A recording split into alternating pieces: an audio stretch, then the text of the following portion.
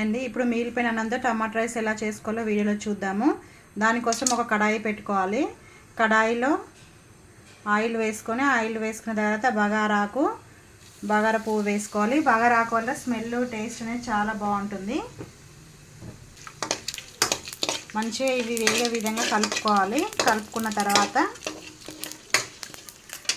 పచ్చిమిర్చి వేసుకోవాలి,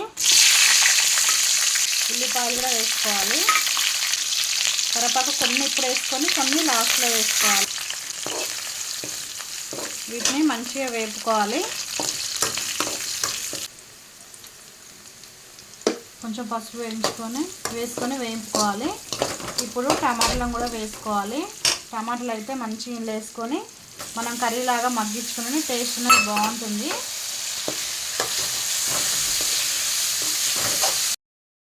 టమాటాలు అన్నీ మంచిగా మగ్గే విధంగా మగ్గించుకోవాలి. ఇప్పుడు కొంచెం ఉప్పు అయితే వేసుకోవాలి. ఉప్పు మాత్రం మనం ఈ టమాటా వీటికి సరిపడా మాత్రమే వేసుకోవాలి. ఇప్పుడు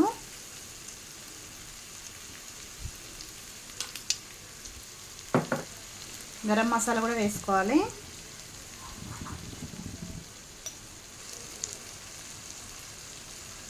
ఒక హాఫ్ టేబుల్ స్పూన్ కారం అయితే వేస్తున్నా. మిర్చి అయితే ఎక్కువ కారం లేదు కాబట్టి వేస్తున్నా. మిర్చి కారం సరిపోయే వాళ్ళకైతే కారం వేసుకోకండి.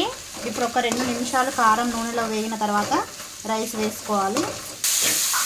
ఇప్పుడు మనం అన్నం వేసుకోవాలి. చాలా బాగుంటుంది ఈ విధంగా చేసుకుంటే.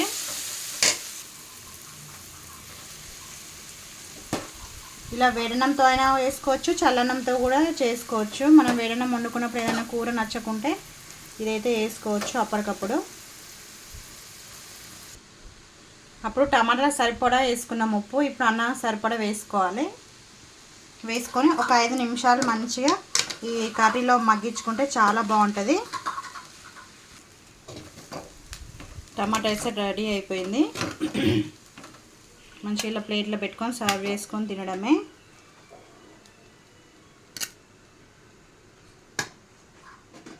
ఇందులో కొన్ని ఆనియన్స్, లెమన్ కూడా ఉంటే క్రీజ్ చేసుకొని తినొచ్చు.